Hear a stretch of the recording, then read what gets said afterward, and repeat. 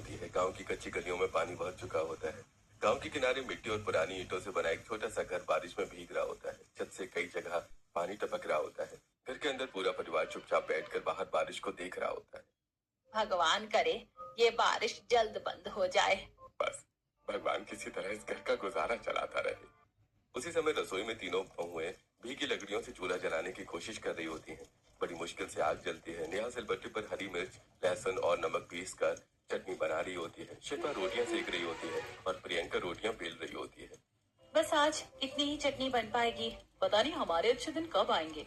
अभी जो है उसी में सबको पेट भरना होगा। कुछ देर बाद तीनों बहुएं सूखी रोटियां और चटनी लेकर बाहर आती हैं। पूरा परिवार जमीन पर चटाई बिछाकर एक साथ बैठ जाता है।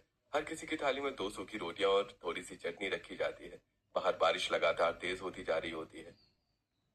आज तो कुछ भी मजदूरी नहीं हो पाएगी। पूरा दिन बारिश में खराब हो जाएगा। मुकुल और मयंक एक दूसरे की तरफ देखते हैं। दोनों कुछ देर तक चुप रहते हैं। अगर राघव तेरे पास थोड़े पैसे हो तो हमें दे दे।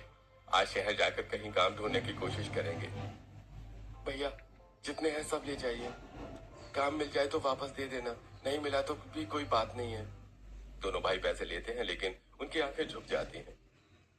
हमसे छोटा भाई और उसी से पैसे मांगने पड़ रहे हैं। मजबूरी इंसान का कितना बड़ा इम्तिहान लेती है। खाना खत्म होने के बाद सभी अपने अपने काम में लग जाते हैं। शाम तक बारिश रुक जाती है। तीनों बहुएं घर के बाहर बैठी ठंडी हवा का आनंद ले रही होती हैं। सामने थोड़ी दूरी पर एक बड़ा 3 मंजिला मकान बन रहा होता है। वहाँ कई मजदूर काम कर रहे होते हैं। एक आदमी के कमाने से घर नहीं चलने वाला, क्यों ना हम तीनों भी वहाँ मजदूरी करने चले। हाँ दीदी, सुबह घर का काम जल्दी खत्म कर देंगे, उसके बाद पूरे दिन वही काम करेंगे। तीनों साथ रहेंगे तो डर भी नहीं लगेगा और कुछ पैसे भी घर आ जाएंगे। अगली सुबह सूरज निकलने से पहले ही तीनों बहुएं उठ जाती हैं। घर में लिपाई, पानी भरना, खाना बनाना और बर्तन धोना जल्दी जल्दी खत्म कर लेती हैं। उसके बाद सिर पर दुपट्टा बांधकर 3 मंजिला मकान वाली साइट पर पहुंच जाती हैं। वहां मजदूरों की कमी होती है। आज मजदूर बहुत कम आए हैं, काम करोगी? जी मालिक, पूरा दिन काम करेंगे। ठीक है, आज से तुम तीनों यही काम करो। तीनों बहुएं ईंट उठाने, सीमेंट मिलाने और रेत ढोने का काम शुरू कर देती हैं। दिन भर मेहनत करने के बाद शाम को उन्हें पहली मजदूरी मिलती है। पहली बार अपनी मेहनत की कमाई हाथ में आई है। आज घर में सब्जी लेकर जरूर जाएंगे। कुछ दिन बीत जाते हैं। राघव रोज मजदूरी करता है और तीनों बहुएं भी 3 मंजिला मकान पर काम करती हैं। घर का खर्च पहले से थोड़ा बेहतर चलने लगता है, लेकिन मुकुल और मयंक को अभी कोई काम नहीं मिलता। दोनों अंदर ही अंदर टूट चुके होते हैं। रोज छोटे भाई से पैसे मांगते मांगते खुद से ही शर्म आने लगी है। अब समझ नहीं आता जिंदगी कब बदलेगी। उसी शाम गांव में बन रहे 3 मंजिला मकान की छत पर मुकुल और मयंक अपने पुराने दोस्त दीपक के साथ बैठे होते हैं। हल्की बारिश फिर शुरू हो जाती है। दीपक अपने बैग से शराब की बोतल निकालता है। अरे भाई, जिंदगी के हर दुख का इलाज बस यही है। परेशानियां इतनी है कि कुछ समझ नहीं आता। अरे एक बैग अंदर, सारी टेंशन बाहर। पता नहीं सही कर रहे हैं या नहीं। अरे भाई, बस आज के लिए पी लो। दोनों भाई शराब पी लेते हैं। धीरे धीरे ये उनकी आदत बन जाती है। अब जब भी उन्हें कोई परेशानी होती है वो दीपक के साथ बैठकर शराब पीने लगते हैं। अगले दिन तीनों बहुएं फिर 3 मंजिला मकान पर मजदूरी कर रही होती है। उनके सिर पर ईंटों का तसला होता है। तेज धूप निकल आई थी लेकिन तीनों बिना रुके काम करती रहती हैं। दीदी, अगर ये मकान बनकर तैयार हो गया तो हमारा काम भी खत्म हो जाएगा। वो बात की बात है, आज तो घर में खाने के लिए भी कुछ नहीं बचा है। कल किसने देखा है, आज जितना कमा सकते हैं कमा लेते हैं। हाँ, भगवान आगे का रास्ता भी जरूर दिखाएंगे। शाम को तीनों बहुओं को मजदूरी के पैसे मिल जाते हैं। घर लौटते समय सड़क किनारे एक सब्जी वाला बची हुई 3 किलो लौकी आधे दाम में बेच रहा होता है। कुछ लौकियां ऊपर से हल्की खराब दिखाई दे रही होती हैं। अरे बहन जी, 3 किलो लौकी आधे दाम में ले जाओ। ऊपर से थोड़ी खराब है, अंदर से बिल्कुल ठीक है। दीदी, घर में सब्जी भी नहीं है, यही ले लेते हैं। आधे दाम में मिल रही है, इससे अच्छा मौका नहीं मिलेगा। घर जाकर खराब हिस्सा काट देंगे, बाकी से पूरे परिवार का खाना बन जाएगा। 3 बहुएं 3 किलो लौकी खरीद कर अपने छोटे से घर की ओर चल पड़ती है। घर लौट कर लाई हुई 3 किलो लौकी को अच्छी तरह से धोकर उसका खराब हिस्सा काट देती है। नेहा मसाले तैयार करती है, शिल्पा रोटियां सेकती है और प्रियंका लौकी की सब्जी बनाती है। थोड़ी देर में पूरे घर में गर्मा गर्म सब्जी की खुशबू फैल जाती है। कई दिनों बाद घर में रोटी के साथ सब्जी बनी होती है। मम्मी जी, आज सब लोग पेट भरकर लौकी की सब्जी खाएंगे। कुछ देर बाद पूरा परिवार जमीन पर बैठकर खाना खाने लगता है। सभी कई दिनों बाद सब्जी देखकर खुश हो जाते हैं। हमारे खुद के बेटे तो शाम होते ही पीकर धुत हो जाते हैं और दूसरी तरफ देखो, हमारे घर की बहुएं हमारी इतनी मदद कर रही हैं। शर्म आती है कि हमें अपनी बहुओं की कमाई पर पलना पड़ रहा है। सच कह रही हो कमला, भगवान ने बेटियों के रूप में बहुएं भेज दी हैं। मम्मी जी, हम आपकी बहुएं नहीं, आपकी बेटियां हैं। हाँ मम्मी, 3 बेटे हैं तो 3 बेटियां भी हैं आपकी। परिवार अपना है, फिर कमाई किसकी और खर्च किसका। कमला देवी और मोहन जी भावुक होकर तीनों बहुओं को देखते रहते हैं। अगली सुबह तेज आंधी तूफान के साथ मूसलाधार बारिश शुरू हो जाती है। बिजली लगातार चमक रही थी। सड़कें पूरी तरह पानी से भर जाती हैं। कोई भी अपने घर से बाहर नहीं निकल पा रहा होता है। आज तो काम पर जाना बिल्कुल भी संभव नहीं है। गांव वाले कह रहे थे कि पूरा 1 हफ्ता तेज बारिश होगी, तब तक कोई भी मजदूर काम पर नहीं जा पाएगा। लगातार बारिश के कारण उनका कच्चा घर पूरी तरह से भीग चुका था। छत से जगह जगह पानी टपक रहा था।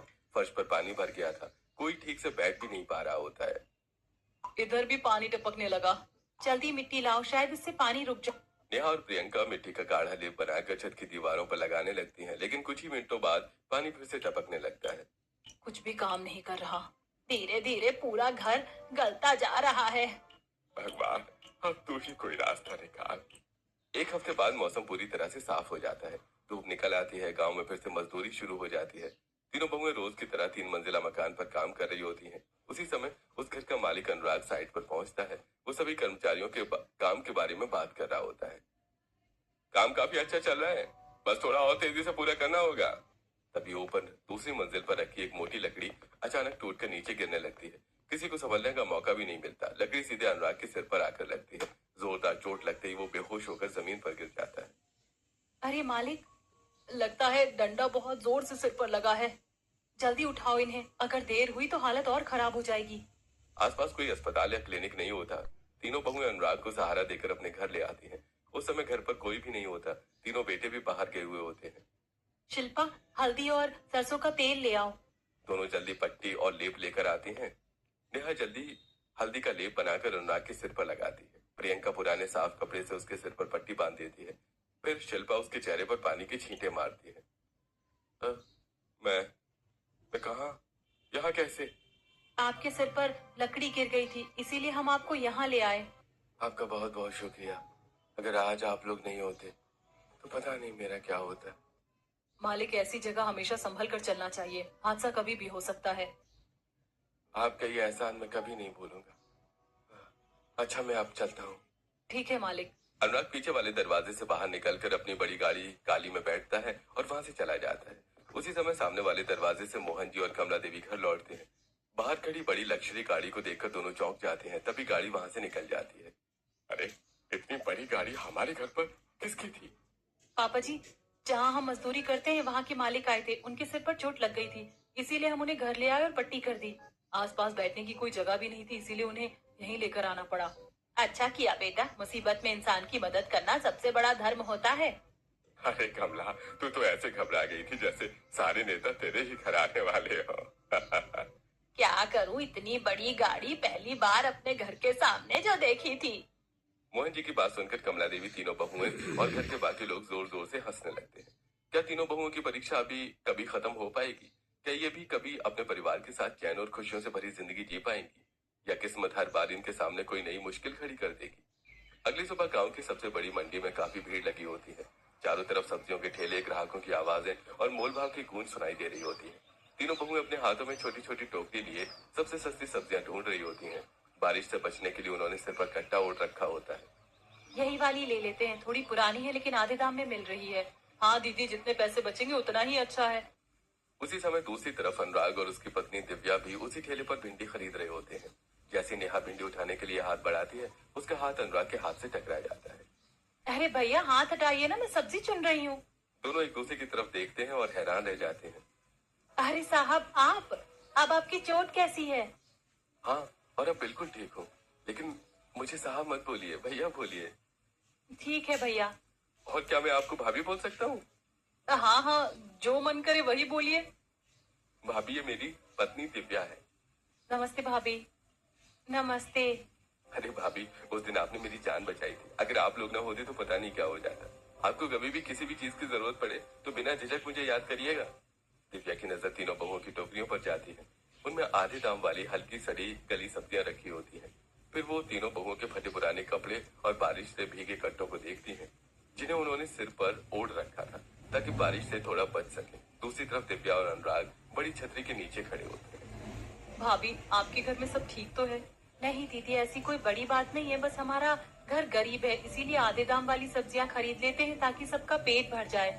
बारिश इतनी तेज हो रही है कि हमारा घर भी चूने लगा है। घर में ठीक से खाना भी नहीं बन पाता, कपड़े भी नहीं सूखते, बहुत मुश्किल हो रही है।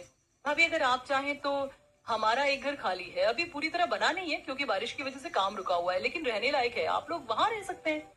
नहीं दीदी, जैसा भी है अपना घर है, कम से कम किसी से मांगना तो नहीं पड़ता। कोई बात नहीं भाभी, अगर कभी भी जरूरत पड़े तो मुझे जरूर फोन करना। दिव्या अपने पर्स से एक विजिटिंग कार्ड निकालती है। उस पर अनुराग और दिव्या दोनों के मोबाइल नंबर लिखे होते हैं। वो कार्ड नेहा के हाथ में दे देती है। इसे संभाल कर रखिएगा। आपने इतना सोच लिया, यही हमारे लिए बहुत बड़ी बात है। तीनों बहुएं कुछ सब्जियां खरीदती हैं और वहां से अपने गांव की तरफ चल पड़ती हैं। बारिश अब पहले से भी ज्यादा तेज हो चुकी थी। बिजली लगातार चमक रही थी। जैसे ही तीनों बहुएं अपने घर के पास पहुंचती हैं, उनके कदम वहीं रुक जाते हैं। उनका कच्चा घर पूरी तरह बारिश में ढह चुका होता है। मिट्टी और ईंटें चारों तरफ बिखरी पड़ी होती हैं। पूरा परिवार भीगता हुआ घर के बाहर खड़ा होता है। बेटा देखो, हमारा घर भी चला गया। अब तो हमारे पास अपनी छत भी नहीं बची। अब हम सब कहाँ रहेंगे? तीनों बहुएं एक दूसरे की तरफ देखने लगती हैं। दीदी, अभी दिव्या दीदी ने हमें अपना कार्ड दिया था। हाँ, उन्होंने रहने के लिए घर भी ऑफर किया था। चलो पहले किसी से फोन मांगते हैं। नेहा पड़ोस वाली आंटी के घर पहुंचती है।